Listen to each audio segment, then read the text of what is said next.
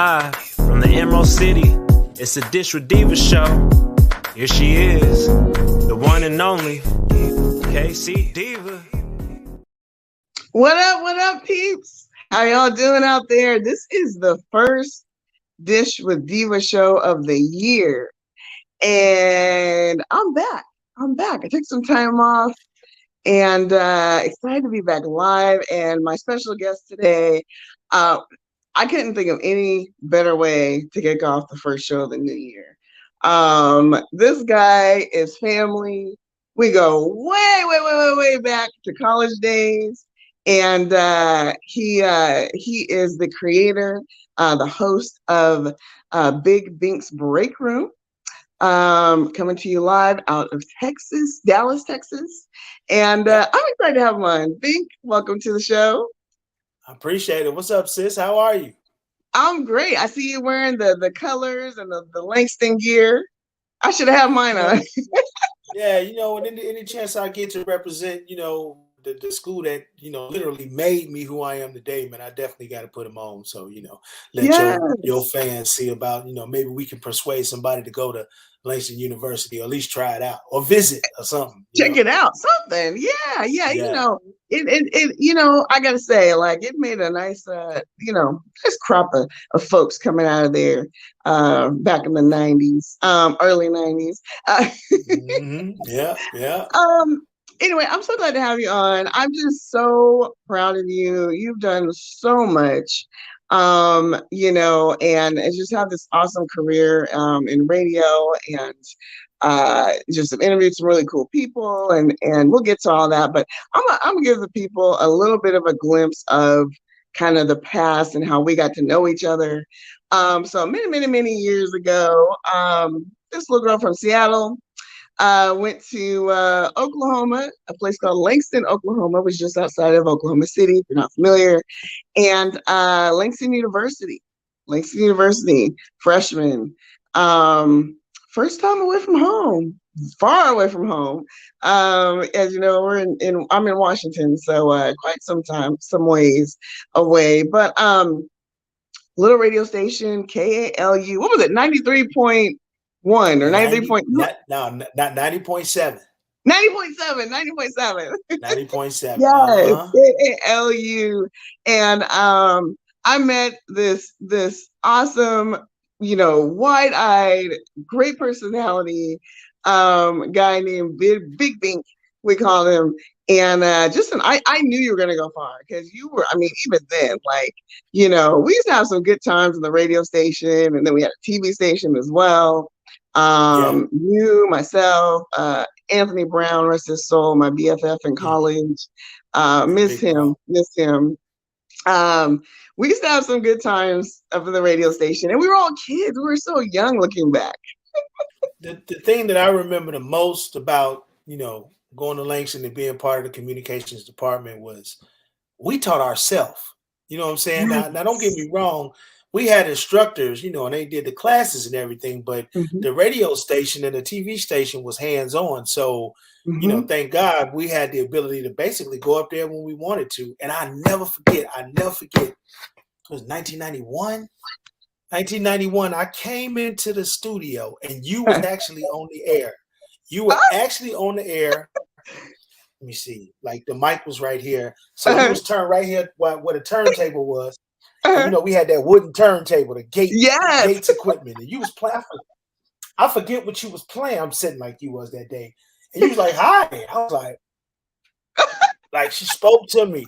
Like, I remember that because I didn't know nobody. And I don't know how I ended up there. But you was up there on the air, and I was like, because this is what I wanted to do. Like, in high school, I was the DJ, and around the house, I did the block parties and, all of that stuff. But I started in college at Columbia College in Chicago. That's where I'm from, Columbia College. But it was part-time though. So I would do the classes, during the mornings, then afternoon, I would go to work. I used to deliver airplane tickets in downtown Chicago. That's what I would do. I worked for, what was it called? Herald Travel Service. I was Uh-huh. the courier dude, like, and I would just walk to the different buildings, dropping off their airline tickets and all that stuff. But it wasn't until my neighbor, rest his soul, Oliver Copeland, Big Mm. Ollie is what we used to call him. He worked at Inland Steel in Chicago, big prominent company, and he was my neighborhood friend's dad. He was like, dude, you need to go away to school. Like, I mean, Mhm. getting on the train, going to school and going home to your mama and all that stuff and being around the same environment. It's a whole world out there. And I didn't understand what he was saying back then, but Sure. I know if I wouldn't have went away to college, I know I wouldn't be sitting here in Dallas, Texas, with this career that I've Mhm. had over the last 20 plus years. So, I Wow. mean, it's just a blessing, to still be in it now. It ain't all been guns and it ain't all been roses and lilies and flowers. I mean, Sure. it's a It's lot a of tough stuff that business. it's a lot of stuff that we had to learn that we wasn't taught in school.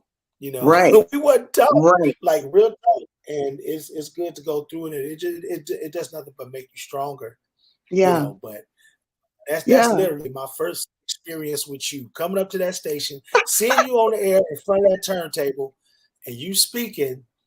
And I want to say Charles Hopgood was in there too. I want to say, but I'm not I'm exactly trying to sure. I do remember. remember you though. I was like, Yeah. man, there's a girl in here. So I was tripping. Well,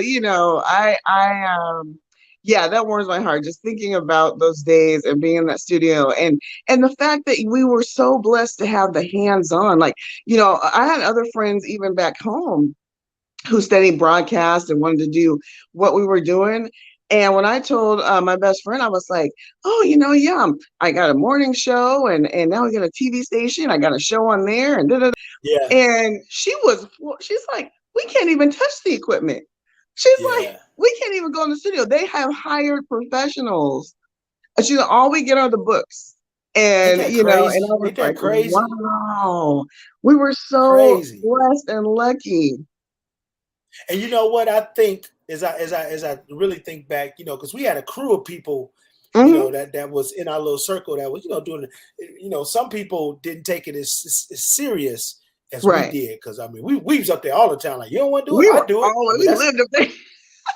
lived up there in that little bitty room. And Yeah. again, I it's funny how everything is so digital now. Like, look at us right now. You in Seattle, I'm in Dallas, Texas, Right. and it's like we Right. sitting next to each other. This was Is that crazy? unheard of back when we first started this. Everything was Yeah. physical. It was touch. It was Yeah. reels. It was that CD player. It was those Hmm. gates Hmm. knobs that we had to turn like that. It was the Hmm. turntable. It was a Yeah. wooden turntable. The Looked like it was wood. made in the I mean, you could do 50s. a whole show. I mean, as we're doing now, right? You could do a whole. I mean, now we're doing a whole show from home, but back then, and I do kind of miss it. I know I sound like an old lady saying that, but I miss the physical touch of the turntable and Oh yeah. being able to see you guys in person and sit up there and laugh and cackle and I feel like the generation now, like, they miss so much of that human interaction, that really kind of builds character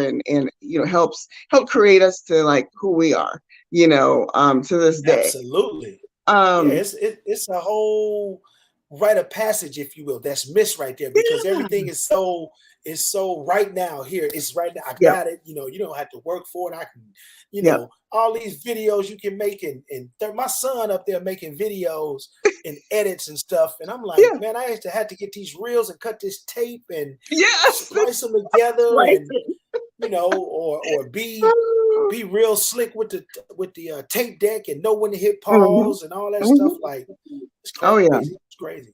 But So I I have a appreciate the question. technology though, because we have Yeah, moved forward. we have moved forward, and I yeah, I mean, hey, it just gets easier and easier. Pretty soon they'll be doing shows Yeah, from spaceships and whatnot. I don't know. exactly. Exactly. Real Well, talk. I want to talk about your career. So you interviewed a lot of people, like major celebrities. What was your favorite interview? Who sticks out in your mind as a favorite interview that you've done? Man. Um I can tell you one of my favorite interviews that I saw of you.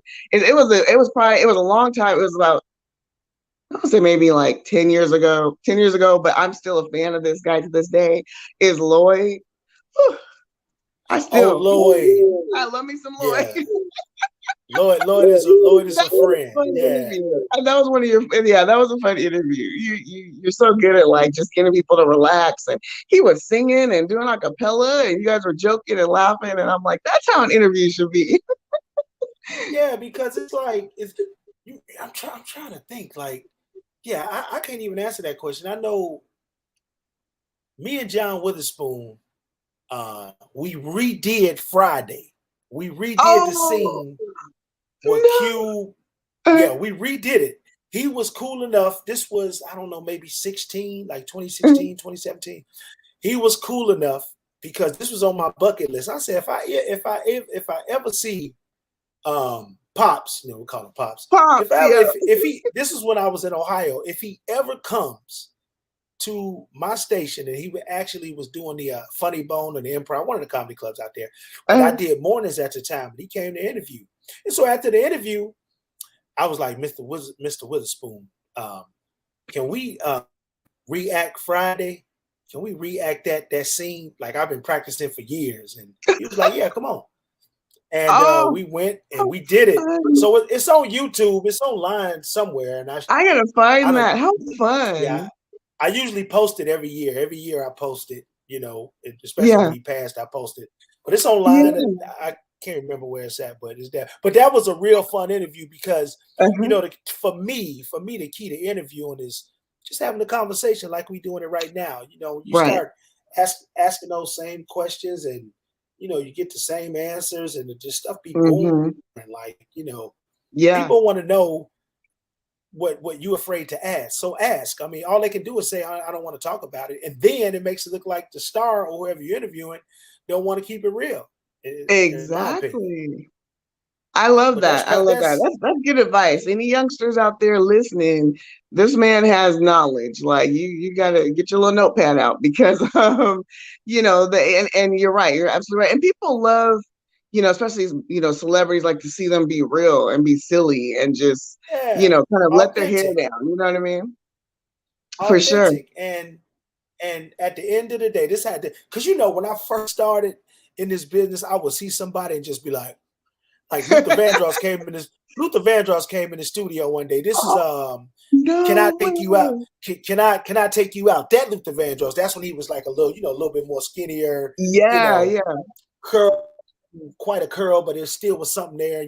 Right. And I turned around. He was sitting there. He's for the interview with the Midday Girl, who I was assisting at the time. But I turned around. I was like, what the starstruck.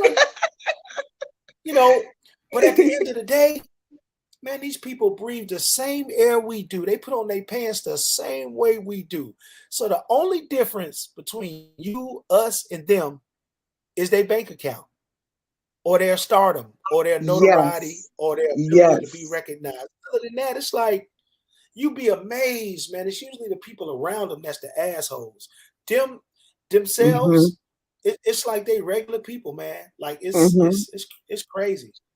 Speaking of real people, hello, Lady A. Lady A. So Lady A is she is a local legend here in Seattle, Washington. If you ever get a chance to interview this woman, oh my gosh, like I can't even say enough about her. She is just the sweetest, kindest person and super talented. She's our blues diva here. The real Lady A. The one and only. So thank you for tuning in. So good to see you. I'm gonna have her on my show pretty soon too. So anyway, Bink, okay, so you talked about who you enjoy interviewing with. Is there anyone that you haven't interviewed yet that you would love to get on your podcast or interview? Like for me, and it could be past or present. For me, you should know this, is Michael Jackson. Oh yeah. Remember, I'm a huge Michael Jackson fan. He was the reason I got into this whole media realm. As I was watching Entertainment Tonight one day and said, I want Mary Hart's job. I want to interview Michael Jackson one day. Unfortunately, he passed too soon, so I didn't get to do that, but that's okay. Was there anybody that you would love to interview that you haven't yet? I mean, I would love to have an interview with President Obama, but Oh, my interview would be a little bit different. It wouldn't be, so how was it being president? I would ask him all the things, and I've always wanted to know this. A lot of people say, our former president didn't do a lot of things for Black people. Like, he did stuff for the LGBT, did a lot of stuff for immigration, he did a lot of stuff for other nationalities. But when it came to the Black people, this is what the thought. I'm not saying this. This is what the thought is. He didn't do a lot for Black people. I don't necessarily agree with that wholeheartedly. I think there are other things that he could have did when he was in office for our benefit. But my question, one of my questions with him would be, like, what is it that you wanted to do that you couldn't do? Like, because we know that a lot of stuff that he wanted to do was being shot down by the Republicans and Congress as a whole. But when you go back in retrospect and you look like, Mr. President, what was it that you had on your bucket list, for us, people of color, that you wasn't able to do? I would ask him a question like that. I love that. And that's what I love about you. You don't ask the kind of the standard, the questions that everybody expects. That thinking out of the box.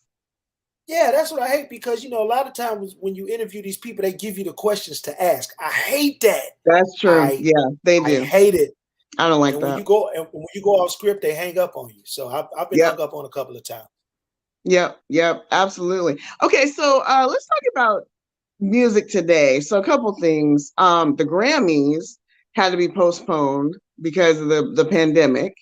What are your thoughts on that? Because my thinking was, I thought they were going to cancel it altogether and be like, okay, we'll just try this again next year. And they postponed it. I don't know what the date is, what they postponed it to, but my initial thought is like, let's just not do it this year. I mean, we're repeating the cycle, right? It's like we get to a decent place, and then then there's we had Delta, and then now there's Omicron, and so it's exploding, and it's when we have these big events, and yeah, as much as I love the Grammys, I love to watch it. I love to see, who wins and all the performances and whatever. I'm a music girl, but when it comes to that, I'm just like, should they have just not just called it a wrap for this year? What do you think? I think, well, see, I know, first of all, it's about money. They're trying to get their money. So exactly. That's the first thing. That's why it's, they still having these football games and these basketball games and all these corporations. They got to make that bottom line is about that bread. Yeah. So people got to be entertained during this time. They got to be some type of entertainment. Sure. I like when these shows like the BET Awards and the Hip Hop Awards. Oh, I don't know about the Hip Hop Awards. Yeah, the Hip Hop Awards, where the people are there, but it's no audience. Yeah. And so you can see it, and it's still not the same. Right. But it's something. It's something to get people to tune in. Remember when Versus started coming out, Versus was people in their two locations and they would do their thing. But you remember the production end of Versus was all jacked up because none of the music was sounding right. And everybody was trying to do. You remember Teddy Riley and Babyface? Teddy Riley. Oh my God, that was a waste. That was a waste of time, wasn't it? Are you kidding me?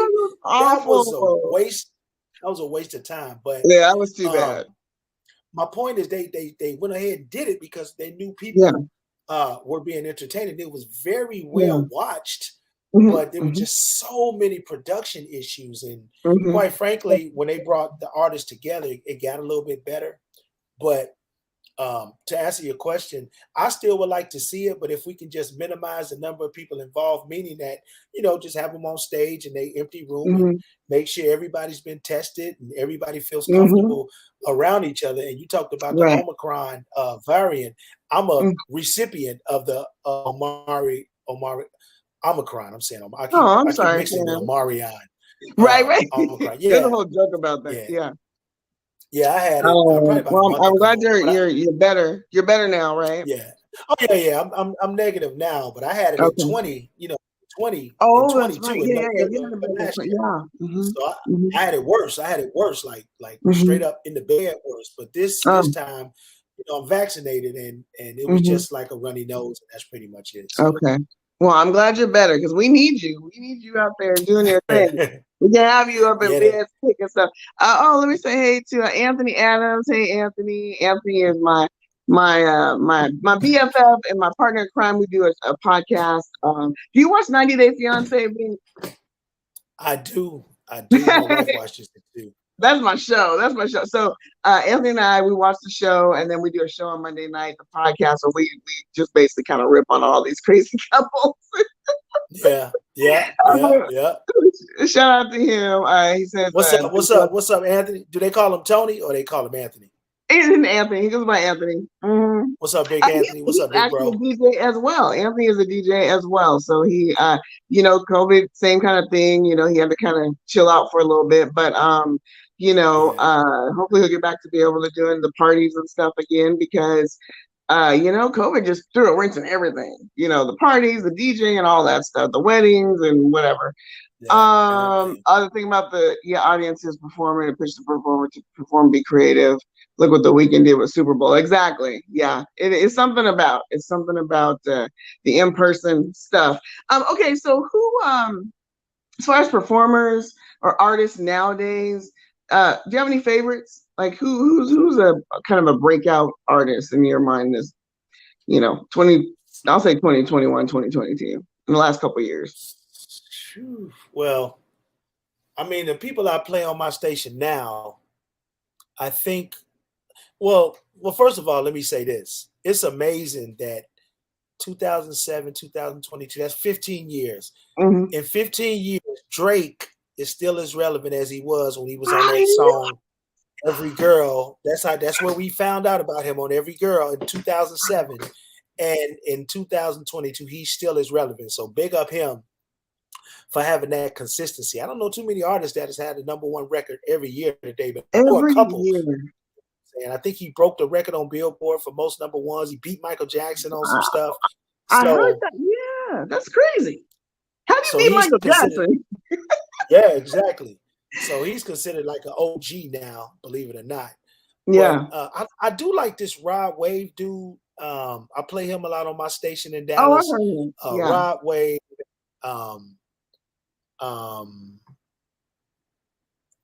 What about female artists? Two of my favorites now is Doja Cat.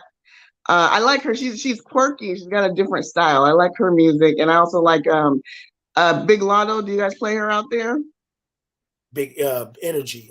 Yep. Yeah. Remember she was on that Jermaine Dupri show. She was like 16, I think, on that show. Really? See, I didn't make the correlation. I didn't make this. Was that the light-skinned girl? She used to go by her original name was Mulatto, and she kind of grew out of that and she changed it to Big Lotto. That's her. Can you believe it? You know what? I didn't even make the correlation. Yeah, she's getting a lot of airplay on. Yeah, it's like she all of a sudden just blew up, and I saw her on TV, and I went. Of course, she looks very different now because she's a 22-year-old woman, and I'm like, wait, right. Is the same old girl I was watching on Jermaine Dupri show? That's her. Yeah, so it's great that she got this single, Big Energy. But my thing as a DJ and as a journalist and as a guy on radio, I just want to see what else she got. You know what I'm saying? It's cool to get there because we see a lot of one hit and that's it. But I want to see what else she got. Hopefully she got some more because we can always use new artists. To this the turnover is every year is something new or somebody new. It's so fast. It's like 1 minute. Yeah, that you got to ride that wave as long as you can because somebody else like right behind you. Ant says, I knew that about Drake. Oh, Don Toliver. Are you a fan of Don Toliver? Don Toliver is from Houston. He's from Houston, Texas, about 3 hours down the road. Oh, okay. I am familiar with his music. I played What You Need on our station, and my station is 97.9 The Beat in Dallas, Texas. Right. The Beat DFW.com. Make sure y'all check us out at 97.9 The Beat here in Dallas. But I did play some of Don Toliver's music, and he has a fan base. Matter of fact, he did a show down here without us playing stuff on the radio. So because of that, I wouldn't start playing this stuff because I wasn't up on him. But he has a different vibe. It's more laid back. It's more chill. It's slower. It's R&B-ish kind of. He's not an R&B singer, but his beats be R&B-ish. You know, they be like Okay. slow, like Houston, laid back. You know. So yeah, I Okay. like Don Toliver too. Now, talk to me about so 97.9 The Beat in Dallas, in case y'all didn't get that. And then you have a podcast, Big Bink's Break Room. Tell us a little bit about the Break Room. So we have a streaming platform. It's called Media Room 360. I'll follow that at Media Room 360. It's a streaming platform, and what me and my sister Shani does is we look for content. You know, people who make movies. We have movies on there. We have cooking shows. We have church shows. We have a morning show. And we have the podcast, Big Bink's Break Room podcast by me and Shani Scott, ShaniScott.com. Y'all check her out. And my man, Action Jackson. So it's like in the break room at the job, you know, that's where people get together and kind of have their own sad conversations about people in the office. You know what I'm saying? Mm-hmm. If the boss tripping, you know, you can't really talk smack to the boss, but you can go down to the break room where the vending machines at, where the TV at, and you can lean on your chair and be like, man, Mr. Johnson is bullshit, man. Right. You can have that conversation. So that's what we talk about. We talk about things in pop culture, fashion, music, relationships. We highlight local artists in any city. I mean, in any city, anybody is local, nice. But you know, we highlight everybody from, you know, bakers to producers to people who do movies, and we just try to be compelling and entertaining. And it comes on every Wednesday, but we kind of changing stuff because, like I say, all of us got COVID within the last 3 months, and our kids are very active in sports and stuff. So we kind of have to pump the brakes, and we're just running a lot of reruns right now. But the streaming platform, Media Room 360, y'all check that out. Media Room 360. I love it.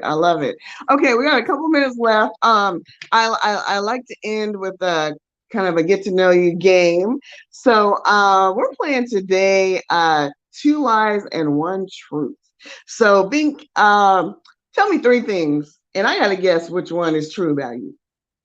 Okay, so the first one is I actually did a solo in a music video, in a couple of music videos, but this one in particular, I did a dance solo. A dance solo. Okay. Dance solo. The second one is this is gonna be crazy. I found a woman who was deceased, who was actually my neighbor.